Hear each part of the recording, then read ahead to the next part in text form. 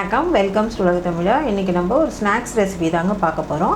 Garlic ribbon pakoda. Already நம்ம சேனலில் ribbon pakoda போட்டிருக்கோங்க. அதோட லிங்க் நான் கீழே தரேன், போய் செக் பண்ணி பார்த்துக்கோங்க. இது வரைக்கும் நம்ம சேனலில் சப்ஸ்கிரைப் பண்ணலைன்னா சப்ஸ்கிரைப் பண்ணிவிடுங்க. பக்கத்தில் இருக்க பெல் ஐக்கானையும் ப்ரெஸ் பண்ணிக்கோங்க. அப்போ தான் நாங்கள் போடுற புதிய வீடியோக்களை உடனுக்குடனே உங்களால் பார்க்க முடியும்.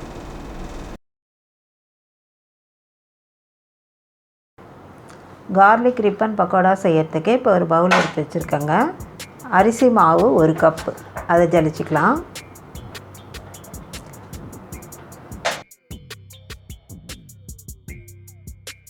அதுலேயே 1/2 கப் கடலை மாவு, இதையும் நல்லா ஜலிச்சிடலாம். அப்போ தான் உங்களுக்கு ரிப்பன் பக்கோடா புழியும் போது அடைக்காமல் இருக்கும் அந்த ஹோலில். அதுக்காக தான் இப்போ நம்ம நல்லா கட்டிகள் இல்லாமல் நல்லா ஜலிச்சிக்கிறோம். இப்போ அதோட 1/4 கப்பு பொட்டுக்கடலை, இதையும் நல்லா ஜலிச்சிடலாம்.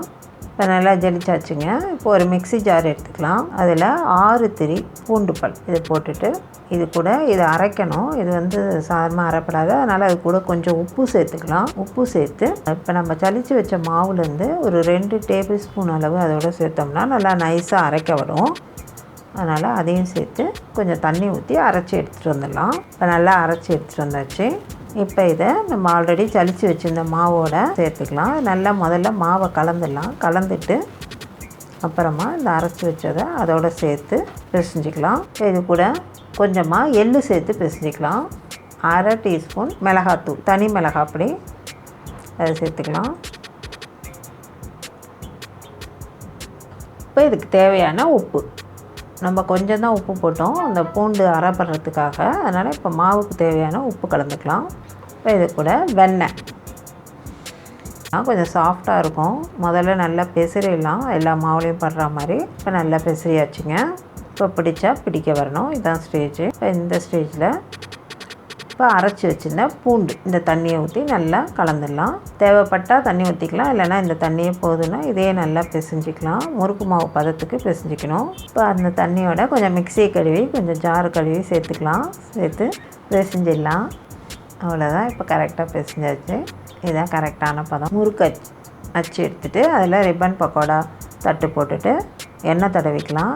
எண்ணெய் தடவிட்டு மாவை உருண்டை பிடிச்சி அது உள்ளே போட்டு புழிஞ்சிட வேண்டியதுதான். எண்ணெய் காஞ்சிடுச்சிங்க. இப்போது ரிப்பன் பக்கோடாவை புழிஞ்சிடலாம். இப்போ ஒரு பக்கம் நல்லா செவந்துருச்சு, அடுத்த பக்கமும் போட்டு திருப்பி செவுக்கு வச்சிடலாம்.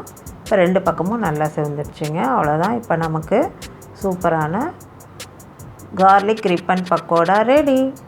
இதே மாதிரி எல்லா மாவையும் புழிஞ்சு எடுத்துடலாம். கார்லிக் ரிப்பன் பக்கோடா சூப்பராக ரெடி ஆகிடுச்சிங்க. இது சாப்பிட்றதுக்கு ரொம்ப பூண்டு ஸ்மெல்லோடு சூப்பராக இருக்கும். நீங்களும் உங்கள் வீட்டில் இதே மாதிரி செஞ்சு பார்த்துட்டு உங்கள் கருத்துக்களை எங்களுக்கு தெரியப்படுத்துங்க. இந்த வீடியோ பிடிச்சிருந்தால் லைக் பண்ணுங்கள், ஷேர் பண்ணுங்கள். மறக்காமல் உலக தமிழா சேனலை சப்ஸ்கிரைப் பண்ணுங்கள். தேங்க்யூ.